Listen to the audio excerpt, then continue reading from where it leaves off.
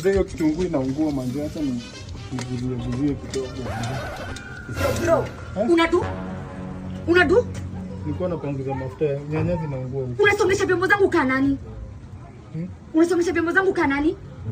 Umeweka hapa vyombo kutoka asubuhi madam. Kwanza kuharibu sana, unatumia kitu yangu ya kuosha vyombo. Bro, kaa nani? Yaani umekuja juzi, mimi nimekaa 15 years before hata nipate fifth born. Ushaanza madharau bro. Na ulikuja last week. Hebu toka hapa. Mimi mgeni. Toka hapa. Nipeleke watu hii lunch. Nipate tu umesongesha sawa? Tutaambiana bro.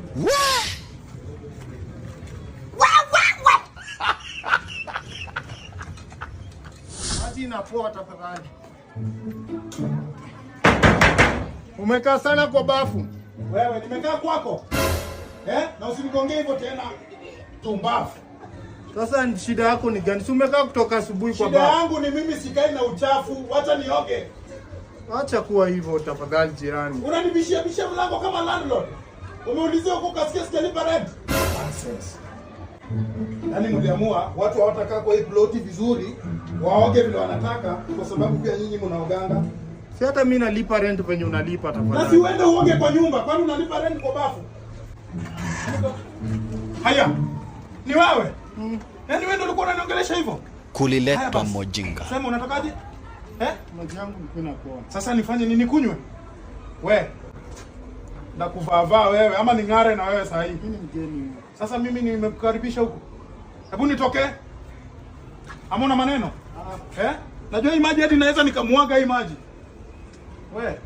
Na hata sijui unaishi hapa wewe? Kwenda huko.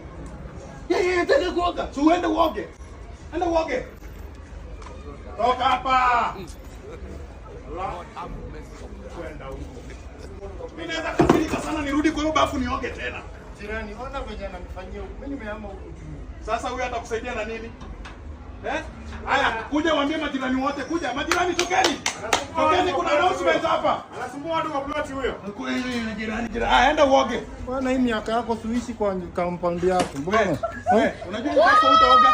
Unajua utaoga